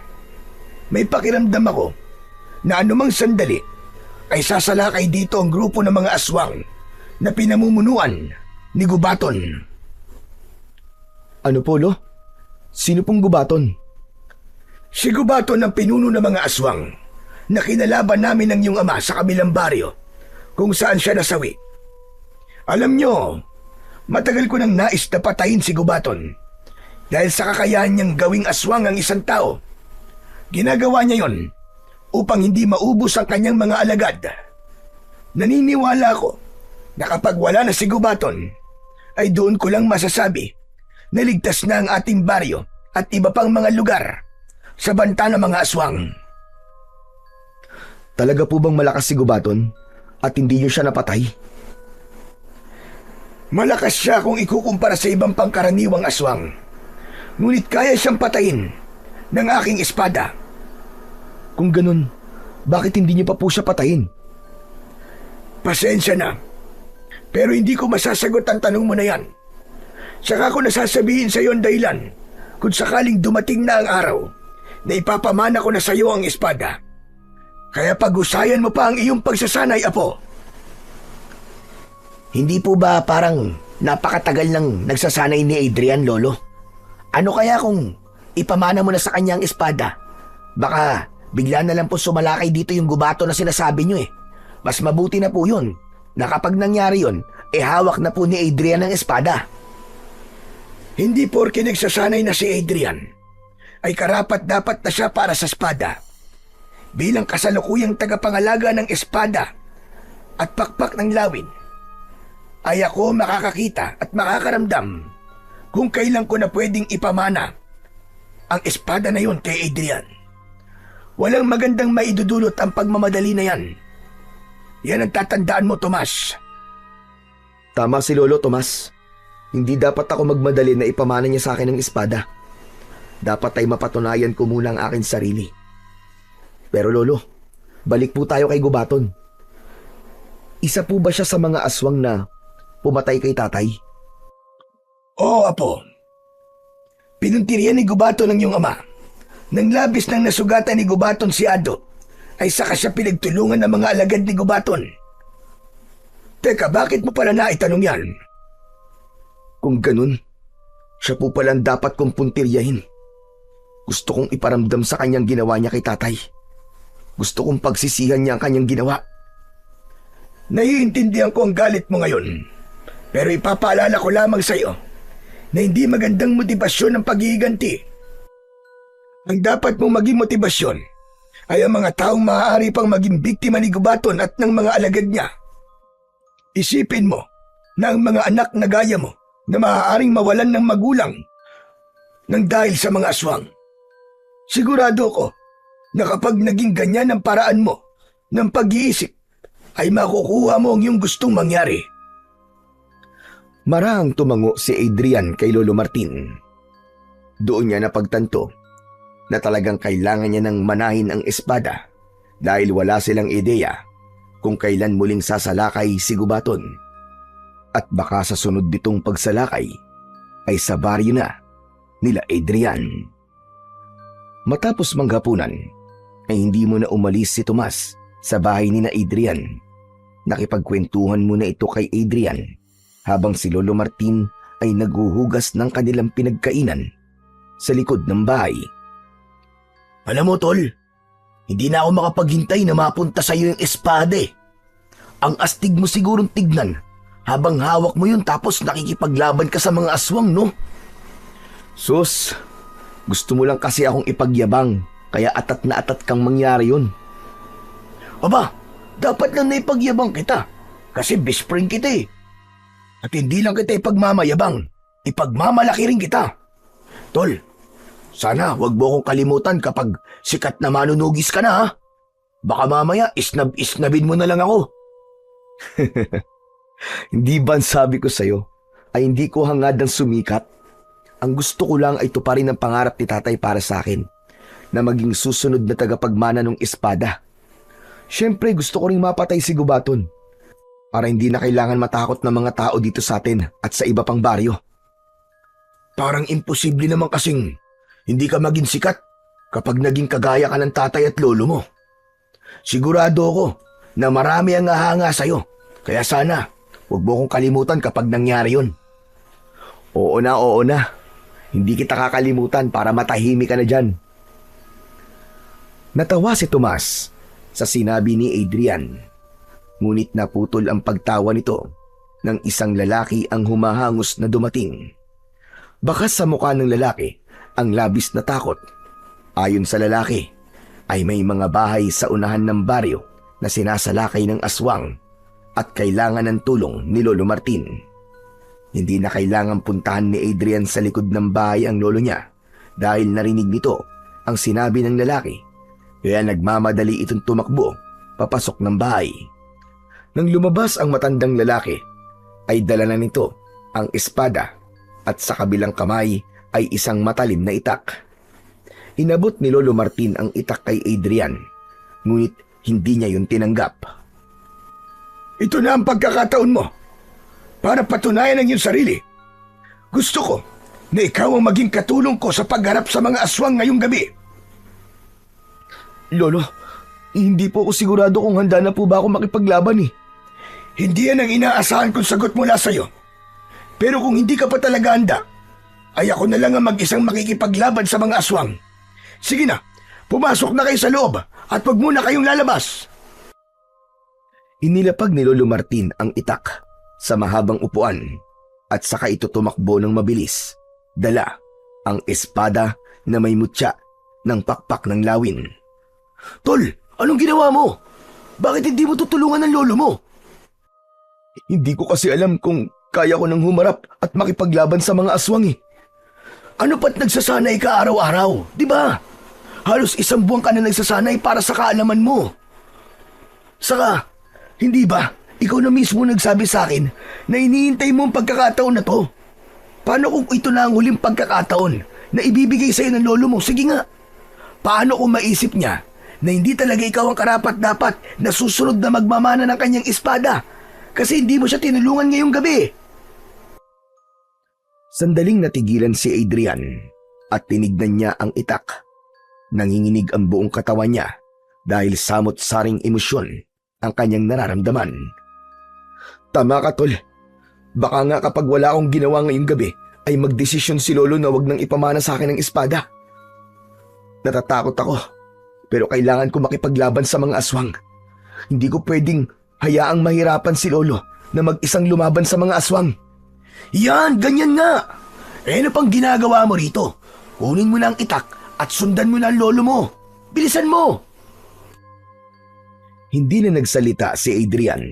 Dinampot niya ang itak at saka tumakbo papunta sa direksyong pinuntahan ng kanyang lolo. Malayo pa lang ay dinig na dinig niya ang sigawan ng mga taong inaatake ng mga aswang. Nang makarating siya sa unahang bahagi ng baryo, ay nakita niya si Lolo Martin na nakikipaglaban sa mga aswang. May ilang kalalakihan naman na tumutulong dito. Dapat lang natulungan ko si Lolo sa pakikipaglaban. Ang ibang tao nga tinutulungan siya. Dapat ako rin na apo niya. Tumakbo si Adrian papalapit kay Lolo Martin. Nagulat ang matanda nang makita siya. Adrian, apo! Anong ginagawa mo rito? Akala ko ba hindi ka pa handang makipaglaban? Lo, naisip ko po na tama kayo ni Tomas. Pagkakataon ko na po to para ipakita sa inyo na karapat-dapat akong sumunod sa inyong yapak. Mabuti naman at natauhan ka na. Pero mag-iingat ka po. Mababangi sa mga aswang na ito. Mabilis ang mga aswang at sabay-sabay sumugod ang mga yun. Naghiwalay sina Adrian at Lolo Martin. Isang aswang ang umatake kay Adrian. Agad siyang nakaramdam ng takot at halos mabitiwan niya ang kanyang hawak na itak. Nakaiwas siya nang muntik na siyang sunggaban nito. Tinaga niya ang aswang sa dibdib na naging sanhi para malakas siyang mapahiyaw. Sa pag-ikot ng mga mata ni Adrian ay nakita niya si Lolo Martin na pinagtutulungan ng 3 aswang. Sinunggaban ito ng isang aswang kaya natumba ito at kumawala sa kamay nito ang espada. Sabay-sabay na sinunggaban ng 3 aswang si Lolo Martin. Pakiramdam ni Adrian ay dinidurog ang puso niya sa malakas na sigaw ng matanda. Sumugod si Adrian sa 3 aswang at buong lakas niyang isinaksak ang itak sa likod ng isang aswang. Bumagsak ang naturang aswang. Ang isang aswang naman ay umatake sa kanya. Iniwasan niya ito sabay taga sa leeg, habang ang natitirang aswang ay tila natakot sa kanya at tumakbo palayo. Nagpatuloy ang laban nang muling nakabangon si Lolo Martin, habang si Adrian ay nabuhay ang apoy sa dibdib at nagsimula ng gamitin ang mga teknik na natutunan niya sa kanyang lolo mula sa kanilang pagsasanay. Hanggang sa biglang huminto ang lahat ng aswang nang may narinig ang mga ito na isang malakas na alulong mula sa malayo. Parang utos yun na nagmula sa pinuno ng mga aswang. Isa-isang umatras ang mga aswang hanggang sa tuluyan ng nilamon ang mga yun ng dilim. Ang unang nilapitan ni Adrian ay si Lolo Martin. Duguan ito at puno ng sugat sa katawan. Bakas sa mukha ng matanda ang panghihina. Lolo, kailangan ko po kayong daling kay Mang Tasyo. Kailangan magabot po mga sugat nyo. Unahin mo na munang tulungan ng ibang mga sugatan. Sige na, kaya ko ang sarili ko, apo. Pero Lo, Sige na, sundin mo na lang ang utos ko sa'yo. may pag-aalinlangan na binitiwan ni Adrian si Lolo Martin. Tumalikod na siya upang tulungan ang iba pang mga sugatan. Pero hindi pa man siya nakakahakbang ay narinig niya ang pagbagsak ni Lolo Martin sa lupa. Pagharap niya rito ay nanlaki ang mga mata niya nang makitang walang malay na nakahandusay si Lolo Martin sa lupa. Puno ng pag-aalalang binalikan ni Adrian ang matanda. Binuhat niya at itinakbo niya ito sa kilalang albularyo sa kanilang lugar na si Mang Tasyo. Pagdating ni na Adrian at Lolo Martin sa bahay ng albularyo, ay agad na nilapatan ng lunas ng manggagamot ang mga sugat ni Lolo Martin. Kahit paano ay nabawasan ang pag-aalala ni Adrian nang sabihin ni Mang Tasyo na buhay pa ang kanyang lolo. Ayon dito ay masyadong maraming sugat ang natamo ni Lolo Martin, kaya ito nawalan ng malay. Matapos magamot ng albularyo si Lolo Martin, ay inuwi na ito ni Adrian sa kanilang bahay. Nagpatulong siya sa kaibigan niyang si Tomas na ihiga ang wala pa ring malay na si Lolo Martin sa kama nito. Tol, ano nangyari kay Lolo? Buhay pa ba siya? Pambihira ka kung makapagsalita ka naman, parang gusto mo na siyang mawala. Natural, buhay pa siya. Wala lang siyang malay dahil sa mga sugat na natamo niya sa mga aswang. Salamat naman sa Diyos at buhay pa si Lolo Martin. Pero mukhang mababangis sa mga aswang na sumalakay dito sa atin ah. Ngayon ko lang kasi nakitang ganyan si Lolo Martin eh. Ako rin, tol. Pero sa tingin ko ay dahil sa matanda na si Lolo, kaya ganyan na nangyari sa kanya. Mahina na siya at hindi na siya gaya nun na talagang ubod ng lakas. Malungkot na tinignan ni Adrian si Lolo Martin. Sa kabila ng napakaraming sugat nito, ay ipinagpasalamat pa rin niya sa Diyos na buhay pa ito. Hindi lang kasi kay Adrian malaking kawalan si Lolo Martin, kundi maging sa buong baryo nila dahil tanging ito lamang ang may kakayahan na makipaglaban sa mga aswang sa kanilang lugar. Kinabukasan ng umaga, habang nagluluto ng almusal si Adrian, ay biglang lumabas si Lolo Martin sa kwarto. Hirap itong maglakad at sa bawat takbang ay napapangiwi ito. Mabilis na nilapitan at inalalayan ni Adrian si Lolo Martin. Lo, hindi na po muna dapat kayo tumayo eh. Sariwa pa po mga sugat nyo. Humiga na po muna kayo ulit at dadalang ko na lang po kayo ng almusal sa kwarto nyo. Hindi ko kayang mahiga lang kapag ganitong umaga na. Hayaan mo ko at kaya ko naman ang sarili ko. Yan din po ang sinabi nyo sa akin kagabi. Sabi nyo, kaya nyo. Oh, pero nung nangyari, bigla na lang po kayo nawalan ng malay. Sige na po, aalalayan ko po kayo sa pagiga. Hindi na kumontra si Lolo Martin. Maingat itong inalalayan ni Adrian hanggang sa makarating ito sa papag. Naupo lang doon ang matanda. Dito lang po kayo ha. Tatapusin ko lang po ang niluluto ko para makakain na po tayo. Tapos, papalitan ko rin po ang benda nyo. May binigay din pong gamot si Mang Tasyo para sa kirot. Kailangan niyo po yung inumin pagkatapos nyong kumain.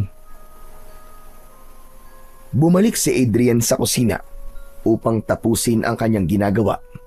Matapos niyang magluto, ay dinalhan niya ng pagkain at kape si Lolo Martin.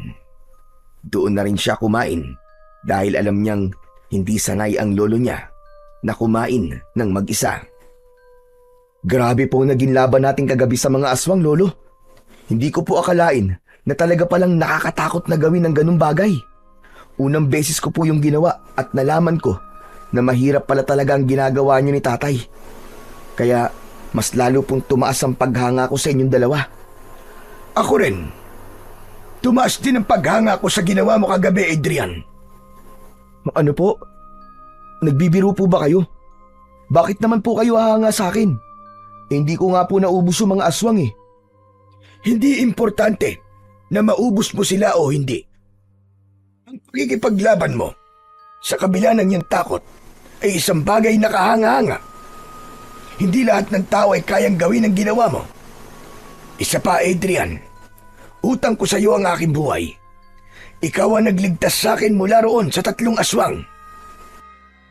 Nung nakita ko po kasi kayong nahihirapan, parang bigla akong tumapang eh. Wala nang nasa isip ko ng sandaling yon kundi ang iligtas kayo, Lo. Pero Lolo Martin, yung mga aswang po na nakalaban po natin kagabi, sa tingin niyo po ba alagad po sila ni Gubaton? Sigurado ko na alagad sila ni Gubaton. Yung alulong na narinig natin mula yun kay Gubaton, yun ay hudyat na pinapaatras niya ang kanyang mga alagad. Maraming beses ko nang narinig ang alulong na yun, kaya hindi ako maaaring magkamali. Kung ganun, nagsisimula na po pala silang umatake dito. Ay, Lo, oo nga po pala. Yung espada niyo po naroon pa rin po sa una ng ating baryo. Binabantayan po yun ni Tomas para masiguro na walang hahawak na iba ron. Kahit po alam ng mga tao rito sa atin na hindi nila maaaring hawakan yon, ay mas mabuti na po ang sigurado.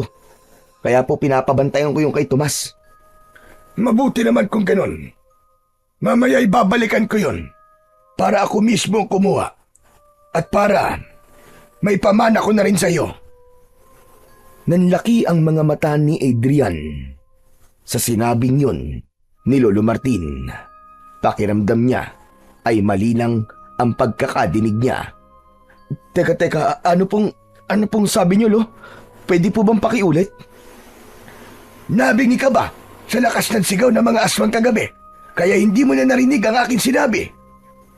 Narinig ko po, Lo, pero gusto ko lang po makasiguro kung tama nga po ang pagkakadinig ko. Tama po ba? Ipapamana niyo na po sa akin ng espada? Oo, tama ka ng pagkakarinig. Sapat na mga nakita ko kagabi para makumbinsi mo ko na karapat-dapat ko nang ipamana ang espada sa'yo. Isa pa, mahina ng katawan ko at kahit ang isang makapangyarihang espada ay hindi na ako magagawang palakasin ng gusto. Panahon na para magkaroon ng mas bata at mas malakas na bagong tagapangalaga ang aking espada. At yun ay walang iba kundi ikaw, Adrian. Hindi po ako makapaniwala. Maraming salamat po, Lolo. Hindi ko po alam ang sasabihin ko pero sobrang saya ko po. Salamat po talaga! Hindi na napigilan ni Adrian ang mapaluha sa labis na kasiyahan. Maingat niyang niyakap si Lolo Martin at sa loob niya ay nagpasalamat din siya sa Panginoong Diyos dahil naniniwala siya na ito ang may kaloob para mangyari ang bagay na matagal niya nang inaasam. Matapos mag-almusal, ay pinainom na ni Adrian ng gamot si Lolo Martin. Inalis niya ang benda ng mga sugat nito at sa kanya yon nilinisan. Pinalitan niya rin ng malinis na benda ang mga sugat ni Lolo Martin. Hindi na nag-aksaya ng oras ang dalawa at pinuntahan na nila ang kinaroroonan ng espada na may mutya ng pakpak ng lawin. Naabutan nila roon si Tomas na matyagang nagbabantay sa espada ni Lolo Martin na nakalapag sa lupa.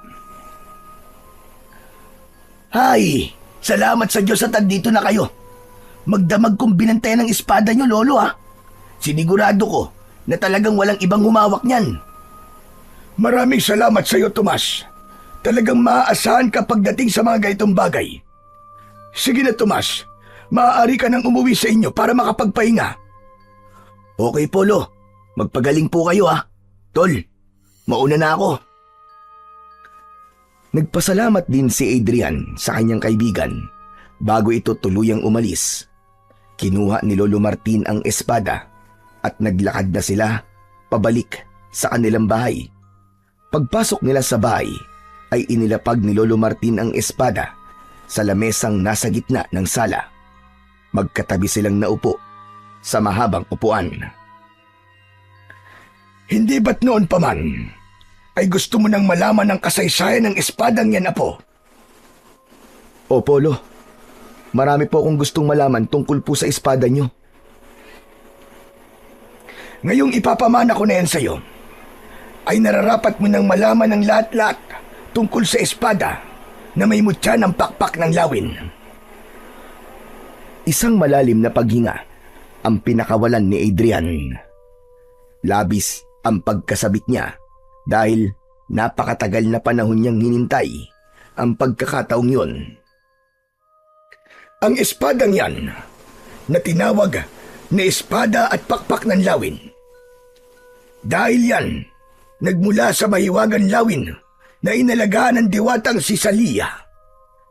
Nang mamatay ang naturang lawin, ay ginawang espada ni Salia ang mga pakpak nito na ipinagkaloob sa isang mutya. Yun ang dahilan, kaya may makikita kang disenyo ng pakpak ng lawin sa pagitan ng hawakan at talim nito. Kaya po pala talagang makapangyarihan ng espada na yan kasi isang diwata po may gawa niyan. Tama ka, Apo. At kaya yan napunta sa ating angkan ay dahil noon pa man ay nakikipaglaban na sa mga aswang ang ating mga ninuno. Nais ni Salia na gamitin ang espada niya sa kabutihan at pakikipaglaban sa kasamaan. Kaya ibinigay niya yan sa pinakamalakas na manunugis ng ating angkan. At doon na sinabi ni Salia na yan ay kailangang pagpasapasan sa bawat henerasyon sa ating pamilya.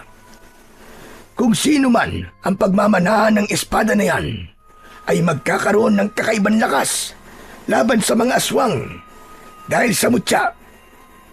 Ngunit gaya ng aking sinabi noon, kapag napunta ito sa hindi karapat-dapat, hindi may bibigay ng espada ang buong kapangyarihan nito sa may hawak dito. Kaya po pala, hindi na protekta ng espada si tatay. Ngayon ay talagang nauunawaan ko ng hindi talaga siya ang karapat-dapat. Yan din ang napagtanto ko sa aking pagninilay-nilay. Maaari ring tama ang sinabi mo na minsan ay walang karapat-dapat sa isang henerasyon, kaya lumalaktaw ito. At sana ay tama ako sa desisyon kong ipamana na ito ngayon sa iyo, Apo. Sana nga po, Lolo. Papatunayan ko po sa inyo na ako talaga ang nararapat na susunod na magmamay-ari ng espada nyo. Ngunit may isa pa akong sasabihin sa iyo tungkol sa espadang yan, Adrian. Sinabi noon ni Salia na isang tao sa ating angkan ang may kakayahang ilabas ang pinakarurok na kapangyarihan ng espada. Isang tao na itinakda. Ibig sabihin, Lo, may ilalakas pa po ang espada? Meron pa. Isang kapangyarihan na kahit sinong aswang ay hindi kakayanin. Ano pong klaseng kapangyarihan yun, Lolo Martin? Hindi ko rin alam, Apo. Sa dami na ng nagmamay-ari ng espadang yan, ay wala pang nakakapagpalabas ng rurok ng kapangyarihan yan. Hindi naman po siguro akong itinakda. Hindi ko na po nanaisin yun dahil masyado nang mataas ang pangarap ko kung pati yun po ay gugustuhin ko pang abutin. Sapat na po sa akin na ipinamana niyo po sa akin ang inyong espada. Hindi natin alam ang mangyayari sa mga susunod na araw, kaya wag muna tayong magsalita ng tapos. Pero ngayon, oras na para ipamana ko sa iyo ang espada na may mutya ng pakpak ng lawin. Halika, tumayo ka sa tabi ng espada. Sinunod ni Adrian ang sinabi ni Lolo Martin. Kinuha ni Lolo Martin ang espada at tumayo ito sa harapan ni Adrian. Pinaluhod nito si Adrian na agad naman niyang ginawa. Ipinatong ng matanda ang talim ng espada sa kaliwang balikat ni Adrian at pagkatapos ay sa kanan. Sa araw na ito, tinatapos ko na ang tungkulin ko bilang tagapangalaga ng espada na may mutya ng pakpak ng lawin. Ang pangangalaga sa espadang ito ay aking ipinagkakatiwala sa aking apo na si Adrian. Naniniwala ako na siya ay karapat-dapat dahil sa kanyang tapang at malinis na puso. Kinuha ni Lolo Martin ang kaliwang kamay ni Adrian at gamit ang talim ng espada ay hiniwa nito ang palad ni Adrian. Napangiwi si Adrian sa sakit, ngunit tiniis niya yon. Batid niya na yon ay parte ng ritual ng pagpapasa sa kanya sa pangangalaga ng espada. Iginiya ni Lolo Martin ang dumudugong palad ni Adrian sa tapat ng espada. Pumatak ang dugo niya sa talim nun. Pinatayo na siya ni Lolo Martin pagkatapos. Sa ngalan ng diwatang si Salia na siyang lumikha sa espada na aking hawak at sa kapangyarihang ibinigay sa akin na siyang pipili sa bagong tagapangalaga, buong puso kong ipinapamana sa iyo, Adrian, ang espada na may mutya ng pakpak ng lawin.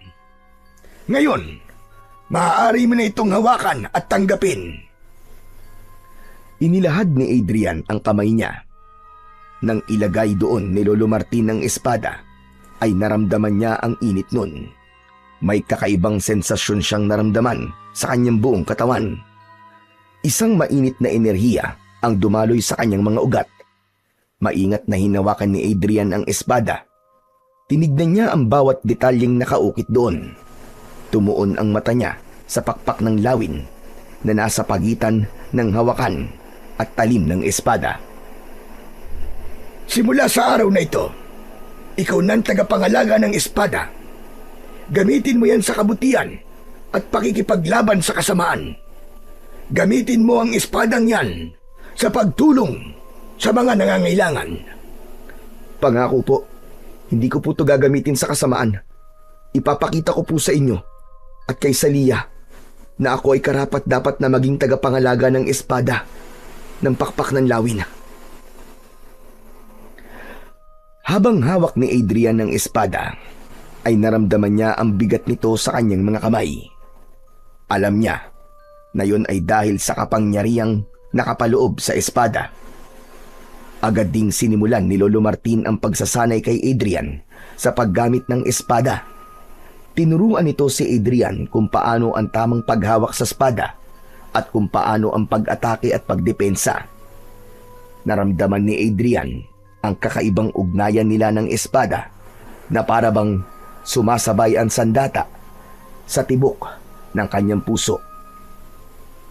Isang hapon, habang abala si Adrian sa pagsasanay ng mag-isa, ay biglang dumating si Tomas. Hindi niya namalayan ang pagdating ng kanyang kaibigan, kaya nang ihampas niya sa hangin ng espada, ay muntik na itong mapugutan ng ulo. Agad namang inilayo ni Adrian ang talim ng espada sa leeg ni Tomas, na pinagpapawisan dahil sa takot. Anak ng, ano ba tol? Buntik mo na akong patayin ah! May galit ka ba sa akin? Bigla ka na lang kasing sumusulpot eh. Magpasalamat ka at hindi ko naputol ang ulo mo. Mabuti na lang talaga. Parang nakita ko kanina ang lahat ng nangyari sa buhay ko simula nang isinilang ako ah. Akala ko katapusan ko na talaga, tol. Pero teka, espada ni Lolo Martin yung hawak mo ah. Bakit mo hinawakan yan? Baka malasing ka, tol. Mamalasin lang ako kung hindi akong tagapangalaga nitong espada. Tapos sinawakan ko to. Teka. Ano sinabi mo? Ibig bang sabihin, tol? Ipinamana na ni Lolo yan sa'yo? Oo, nung nakaraang araw pa. Huli ka na sa balita. We, hindi nga. Totoo ba yan? O baka gino-joke time mo lang ako? Sa tingin mo ba'y magkakaroon ako ng lakas ng loob na hawakan to kung hindi pa to pinamana sa akin ni Lolo? Sige nga. Saka bahala ka kung ayaw mo maniwala. Naniniwala naman ako eh. Kaya lang, hindi ko inaasahan na ipinamana na sa'yo ni Lolo yan. Niwala ka kasing sinabi kahit ilang beses na tayo nagkita. Kilala kasi kita, Tomas. Panigurado na kapag nalaman mo, ay ipagkakalat mo agad yun sa buong baryo. Nako. Malamang. Siyempre, proud na proud ako sa iyo eh. Pero kung may pagsasabihan man ako na una, yun ay walang iba kundi si Aling Mosang para matigil na siya sa pagsasalita ng kung ano-ano laban sa'yo. Alam mo naman ang katsismosahan ng isang yun. Hayaan mo na lang siya, Tomas. Saka, makikiusap sana ako sa'yo na wag mo munang sabihin kahit na sino na ipinamana na ni Lolo sa akin tong espada ng lawin. Ha? Chong, bakit naman? Ayaw mo bang malaman ng lahat ang tungkol sa pagpapamana sa'yo ni Lolo niyan? Para naman masupalpal lahat ng may hindi magagandang sinasabi sa'yo. Wag muna, Chong. Ayoko munang ipaalam kasi wala pa ako napapatunayan simula nang ako nang nagmamay-ari nitong espade. Gusto ko, sila mismo makakakita na ako na ang bagong may-ari nito. Sa bagay, mas maganda nga yung nasa isip mo. Kung malalaman kasi agad ng mga tao na ipinamana yan sa'yo ni Lolo, paniguradong marami na kaagad silang masasabi. Kaya mas mabuti na makita na lang nila kung paano mo yan gamitin sa pakikipaglaban mo sa mga aswang. Pero tol, alam mo, medyo kinakabahan pa rin ako eh. Pambihira! At talagang ngayon ka pa kinakabahan ha? Kung kailan nasa'yo na ang espadang makapangyarihan na yan? Kasi may pakiramdam ako na sa susunod na pag-atake ng mga aswang ay makakaharap ko na ang pinuno nila na si Gubaton. Kung sakali, yun ang unang beses na magkakaharap kami. Hindi ko pa alam kung anong klase siyang aswang at kung gaano talaga siya kalakas. Nako, huwag ka nang kabahan. Sigurado ko na kahit gaano pa kalakas ang gubato na yon, ay kayang-kaya mo siyang durugin. Wala siyang binatbat sa'yo. Lalo na ngayong nasa iyo na ang espada ng pakpak ng lawin. Basta, kapag umatake ang gubato na yun dito, hindi pwedeng hindi ako manonood ha. Gusto kong makita kung gaano ka kaastig makipaglaban. Ano, best friend? Kaya kaibigan kita eh. Napakalaki ng tiwala mo sa akin. Salamat best friend ha. Kasi ikaw talaga ang palagi nagbibigay sa akin ng lakas ng loob. Lalo na sa mga panahon na pinanghihinaan ako at maliit ang tingin ko sa sarili ko. Sus! Nagdrama na naman ang best friend ko. Tumigil ka na nga, baka magkaiyakan pa tayo dito eh. Sige na, tuloy mo na ang pagsasanay mo. Papanoorin lang kita dito. Galingan mo ha. Napangiti si Adrian sa sinabing yun ng kaibigan niyang si Tomas. Ipinagpatuloy niya na ang kanyang pagsasanay habang bakas sa mukha ni Tomas ang labis na paghanga sa mga galaw na kanyang ipinapakita rito. Gabi na nang huminto si Adrian sa kanyang pagsasanay. Pawis na pawis siya. Umuwi na si Tomas ng sandaling yun. Nagluto na siya ng pagkain nila ng kanyang Lolo Martin para sa kanilang hapunan. Nang matapos na siyang magluto, ay tinawag na niya ang kanyang lolo para kumain. Sariwa pa rin ang mga sugat nito sa katawan, kaya maingat niya itong inalalayan. Aba, tignan mo nga naman. Masarap pala ang ulam natin ngayon ha. Sinigang na baboy, tapos may sawsawang pampatis na nilagyan ng sili at kalamansi. Tama po kayo. Alam ko po kasi na paborito niyo yan, Lo eh. Saka maganda rin po na makahigo po kayo ng mainit na sabaw, lalo na't medyo nilalagnat kayo ngayon dahil po sa mga sugat niyo.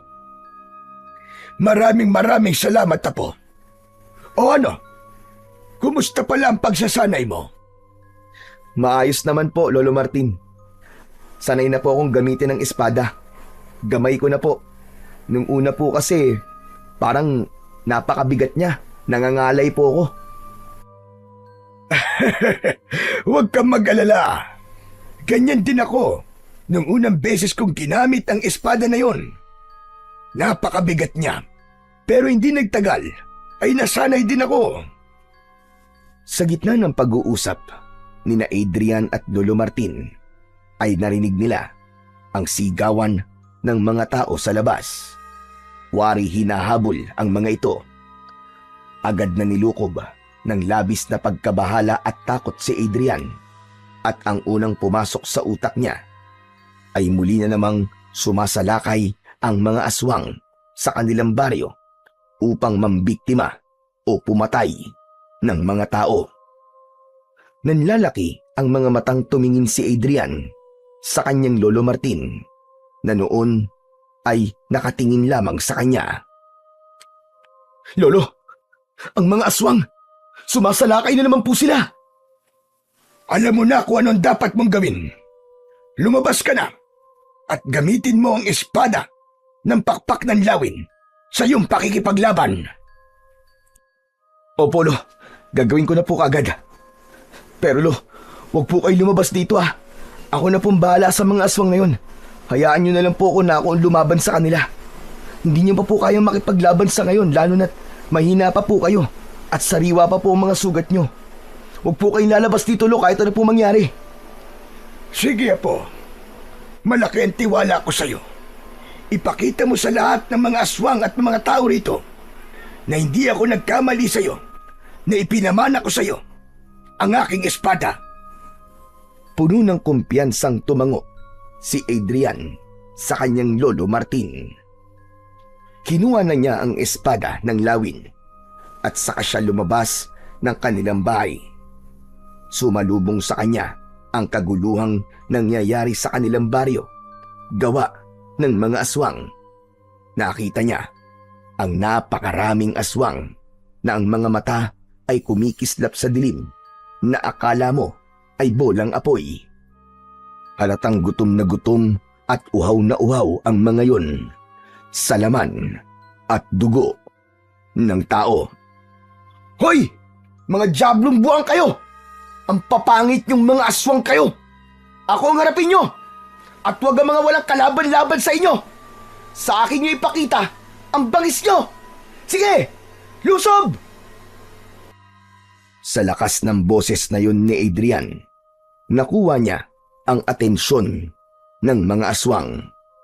Maging ang mga tao ay nagulat nang makitang hawak niya ang espada ng lawin. Isang aswang ang unang umatake sa kanya. Tumalon ito ng mataas, ngunit sinalubong naman niya ito ng espada at nagawa niyang gilitan ang leeg ng naturang aswang. Bumagsak ang aswang sa lupa na agad na binawian ng buhay. Kasunod noon ay 3 pang aswang ang umatake mula sa harapan niya. Hindi umatras si Adrian. Mabilis ang kanyang galaw at matagumpay niyang naiwasan ang mga pag-atake ng mga yun. Gamit ang espada ng lawin ay pinutol niya ang braso ng isang aswang at may isa pang aswang na sinaksak niya sa dibdib at pinagdiinan niya pa ng gusto. Ang isa ay sumugod sa kanya mula sa gilid pero naramdaman niya yon at nagawa niyang sumalag gamit ang espada at sa kanya ito sinaksak sa likod na agad nitong ikinasawi. Habang papalapit ang mas marami pang aswang ay lalo lamang bumibilis ang bawat galaw at pag-atake ni Adrian. Isa-isang tinamaan ang mga aswang ng kanyang espada at sa bawat pag-atake niya ay may aswang na bumabagsak ng walang buhay. Sa bawat pagbagsak ng mga aswang ay lalong naging matatag ang loob ni Adrian. Pakiramdam niya ng mga oras na yon ay kasama niya sa pakikipaglaban ang tatay niya at ginagabayan siya. Ang lupa sa paligid niya ay napuno ng mga bangkay ng aswang. Nagkalat ang mga putol-putol na katawan ng mga ito at nagsambulat ang mga loob ng aswang sa paligid. At kahit humihingal siya at nanginginig ang kalamnan, ay hindi niya hinayaang panghinaan siya ng loob. Matalas ang pag-iisip at nag-uumapaw ang determinasyon na matalo ang mga kampon ng kadiliman. Ngunit sa gitna ng pakikipaglaban ng binatang si Adrian ay biglang dumagundong ang isang napakalakas na pag-alulong. May hinala na siya na kung sino yun at hindi nga siya nagkamali. At dahil sa paglingon niya sa pinanggagalingan nun, doon niya nakita ang isang malaking aswang. Nakangisi yun habang naglalakad papalapit sa kinaroroonan niya. Huminto ang dambuhalang aswang ng ilang dipa ang layo sa kanya. Kung ganun, hindi na pala si Martin ang may hawak ng espada. Sino ka? Ipakilala mo ang iyong sarili sa akin. Ako si Adrian. Ako ang anak ni Ado na pinatay mo. Si Ado, ang manunugis na akin nang pinaslang. Hindi mo alam kung gaano ko nasiyahan nang makita ko ang kanyang kamatayan sa aking harap. At sigurado ko na ganun din ang aking mararamdaman sa pagpatay ko sa iyo, Kutong Lupa. Walang hiya ka. Kutong Lupa pala. Tandaan mo, walang malaking nakakapuwing. At hindi ko hahayaan na gawin mo sa akin ang ginawa mo sa aking ama. Sisiguraduhin ko na ngayong gabi, magaganap na ang iyong katapusan at magsasama na kayo ni Satanas sa impyerno! Matapang ka. Yan din ang sinabi sa akin ng iyong ama bago siya mamatay. Ngunit tignan mo kung nasan siya ngayon. Nasa kabilang buhay na siya. At ganun din ang mangyayari sa'yo. Ngunit pahihirapan mo na kita bago kita patayin. Huwag masyadong mataas ang tingin mo sa sarili mo. Huwag kang magsalita ng tapos. Lalo na't hindi mo alam kung gaano katindi ang kagustuhan kong wakasan na ang iyong kasamaan. Matapos yon, ay mabilis na sumugod si Gubaton kay Adrian. Agad naman itong sinalubong ni Adrian gamit ang espada ng lawin. Iniwasan ni Gubaton ang kanyang pag-atake. Sa simula, naging patas ang laban ng dalawa. Nagawang masugatan ni Adrian ang balikat ni Gubaton dahil sa isang mabilis na pag-atake. Nakipaglaban si Adrian sa pinuno ng mga aswang na si Gubaton na parabang matagal na siyang sanay na sanay gamitin ang espada ng lawin na ginawa ng isang makapangyarihang diwata. Ngunit hindi nagtagal, ipinakita na rin ni Gubaton ang tunay nitong lakas.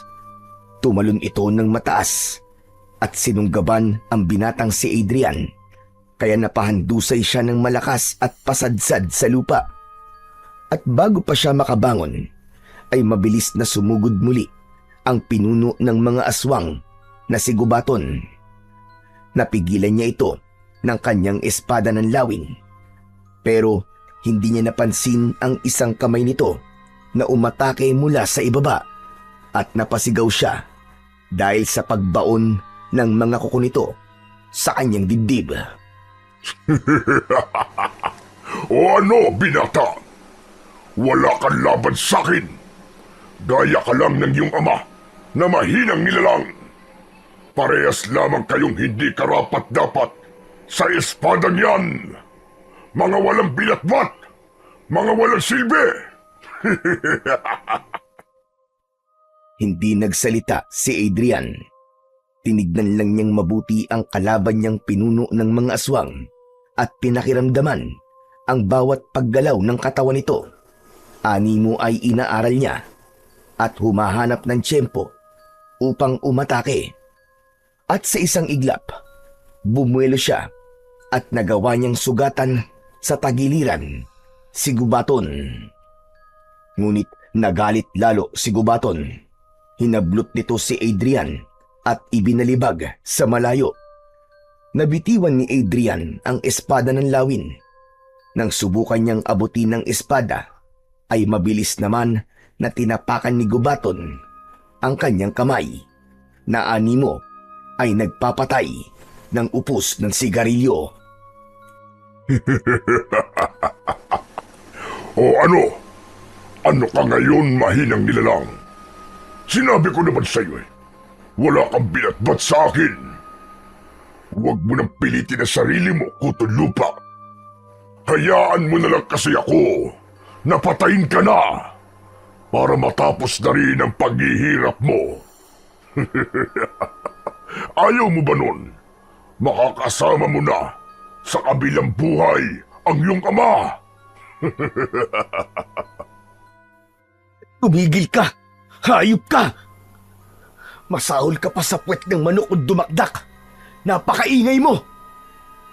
Bakit sa tingin mo ba? Papayag ako na matalo mo ako at mapatay? Ha, Gubaton? Para sabihin ko sa'yo, ikaw ang mamamatay ngayong gabi at hindi ako. Hindi ako makakapayag na mabuhay ka pa na isang masamang nilalang. Nabuhay pa ay sinusunog na ang kaluluwa sa impyerno. Alam ko na mag-aasik ka lang ng lagim at kamatayan dito sa aming baryo kung mananatili kang buhay. Hindi lang sa inyong baryo, kundi sa iba pang lugar ako mag-aasik ng lagim. At patutunayan ko sa lahat na ako magiging hari na sanlibutan. Uunti-untiin ko hanggang sa masakop ko na ang buong mundo. At ako na ang hihirangin na pinakakinatatakutang aswang sa lahat. Tinignan ni Adrian ang espada ng lawin. Kinausap niya yon gamit ang kanyang isip. Sinabi niya sa espada na higit niya itong kailangan sa mga sandaling yun. Labis na namangha si Adrian nang tila naunawaan naman siya ng espada dahil bigla yung binalot ng nakakasilaw na liwanag. Para bang may sariling isip ang espada at mabilis yung umangat mula sa lupa at lumipad patungo kay Adrian. Sinalo niya ang espada gamit ang isa niyang kamay. Ano to? Hindi! Paanong nasa iyo muli ang espadang yan? Hindi maaari! Ano? Bilib ka ba ha? Sinong kutong lupa? Tsaka hindi ba't sinabi ko sa'yo na ngayong gabi na magaganap ang iyong kamatayan? Magsasama na kayo ng lolo mo si Taning! At sa isang iglap, mas nagliwanag ang espada na may mutya ng pakpak ng lawin. Kaya napaatras ang pinuno ng mga aswang na si Gubaton. Agad namang tumayo si Adrian. Sa muling paghawak ni Adrian sa espada ng lawin, ay may naramdaman siyang kakaibang lakas na dumaloy sa kanyang buong katawan hanggang sa kanyang mga ugat at sa lahat ng himay-himay ng kanyang laman. Ang kanyang likod ay kumibot-kibot, kumirot ng pagkasakit-sakit na animoy may gustong kumawala mula sa loob. At mula roon ay unti-unti nang sumibol ang malalapad na pakpak ng isang lawin. Para siyang isang anghel na bumaba mula sa langit. Nang kumampay ang mga pakpak niya, ay lumikha yun ng malakas na hangin. Sumambulat ang alikabok sa paligid. Ano to? Anong nangyayari? Bakit bigla ka nagkaroon ng pakpak? Imposible ito! Humanda ka na sa iyong kamatayan, hayop ka, Gubaton! Dahil ito na ang rurok ng kapangyarihan ng espada at pakpak ng lawin. Para sa mga taong pinahirapan mo, tinanggalan mo ng mga mahal sa buhay. Sa lahat ng mga naging biktima mo at ng mga alagad mong kapwa mo demonyo. At syempre, para sa aking ama, na pinaslang mong hayop ka na walang ginusto, kundi ang mamuhay ang mga tao sa aming baryo ng payapa at tahimik. Hayop ka para sa lahat ng pinaslang mo. Ito na ang katapusan mo! Nagulat si Gubaton sa itsura ni Adrian. Natatakot na lumayo ito sa binata. Maging ang mga alagad nitong aswang ay tumakbo na rin para tumakas. Ngunit hindi pinayagan ni Adrian na mangyari yun. Lumipad siya at pakiramdam niya ay ginagabayan siya ng kanyang espada. Mabilis siyang sumugod papunta kay Gubaton at dinakma niya ito sa leeg gamit ang isang kamay. Isinama niya ito sa kanyang paglipad sa himpapawid. Nang napakataas na sila, ay saka huminto si Adrian. Sa kabila ng pagbubala ni Gubaton, ay hindi nito nagawang makawala sa mahigpit na pagkakahawak ni Adrian. Ano, Gubaton? Sino ang kutang lupang sinasabi mo? Sabihin mo! Tapusin na natin to, Gubaton. Tapusin na natin ang kawalangyaan mo at kademonyohan mo! Wag! Wag! Maawa ka sa akin! Hindi ko na uulitin ang lahat ng mga ginawa ko. Magpapakalayo-layo kami at hindi na kami mamiminsala ng mga tao. Pakawalan mo lang ako. Magbabagong buhay na kami. Ibang klase ka ring hayop kay, no? Naririnig mo ba ang mga sinasabi mo? Maawa! Ako maaawa sa'yo! Hayop ka! Bakit? Naawa ka ba sa tatay ko at sa lahat ng mga pinaslang mo? Hayop ka! Ang mga kagaya mo ay hindi dapat kinakaawaan. Katapusan mo na, Gubaton. Katapusan mo na! Kahit na anong pagmamakaawang gawin mo, ay hindi nauubra sa akin. Ngayon, kung may alam kang dasal, magdasal ka na sa kapwa mo demonyo. Dahil ito na ang magiging katapusan mo! Walang babalang binitiwan ni Adrian si Gubaton. Malakas itong bumagsak sa lupa. Halos hindi na ito makagalaw habang may dugong lumalabas sa bibig at ilong nito. Matapos yun ay bumulusok pababa si Adrian papunta sa pinuno ng mga aswang at buong lakas niyang itinarak ang espada ng lawin sa dibdib ni Gubaton. At pinagdiinan niya pa yon ng gusto hanggang tumagos sa likod nito. Hayop ka! Hayop ka, Gubaton! Para yan sa pagpatay mo sa tatay ko. At para sa mga inosenteng buhay na kinuha niyo. Pagkahugot ni Adrian ng espada, ay tuluyan ng binawian ng buhay si Gubaton. Kasunod nun ay unti-unti nang naglaho ang pakpak ng lawin sa kanyang likod. Luminga si Adrian sa paligid niya at kahit isang buhay na aswang ay wala siyang nakita. Para sa mga alagad ni Gubaton at sa iba pang aswang na magtatangka maggasik ng kasamaan. Kung naririnig niyo ako, gusto kong tandaan niyo ang aking sasabihin. Simula sa gabing ito, ay ako na ang makakalaban niyo. Sisiguraduhin ko na lahat kayo ay mamamatay, gaya ng aswang na nasa aking harapan ngayon. Hindi ako natatakot sa inyo. Kayo ang dapat na matakot sa akin. Hindi makapaniwala ang mga tao habang nakatingin kay Adrian. Alam ni Adrian na sa sandaling yon ay naipakita niya na sa mga taong maliit ang tingin sa kanya na siya ang karapat-dapat na tagapagmana ng espadang hawak niya. Hindi nagtagal ay masayang lumapit si Lolo Martin kay Adrian. Lolo, patay na po si Gubaton. Matatahimik na po tayong lahat. Hindi ako makapaniwala.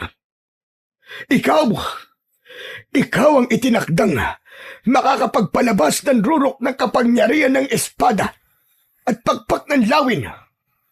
Ang pakpak na lumabas sa iyong likod, sigurado ko na yun ang senyales na ikaw, Apo, ang itinakda. Masayang nagyakap ang maglolo. Maging si Adrian ay hindi makapaniwala sa mga nangyari kanina. Ganun pa man, masaya siya dahil nagkaroon na ng hustisya ang mga naging biktima ni Gubaton, lalo na ang pagkamatay ng kanyang ama. Natutunan ni Adrian na ang kabiguan ng nakaraan ay hindi hadlang para sa tagumpay ng kasalukuyan. Siya na ang bagong tagapagtanggol ng kanilang baryo at doon niya nalaman na meron siyang halaga. Alam niya na sa gabing yun ay tuluyan ng magbabago ang buhay niya, pero handa siya sa malaking pagbabagong yun basta nasa tabi niya ang mga taong totoong nagmamahal at nagtitiwala sa kanya.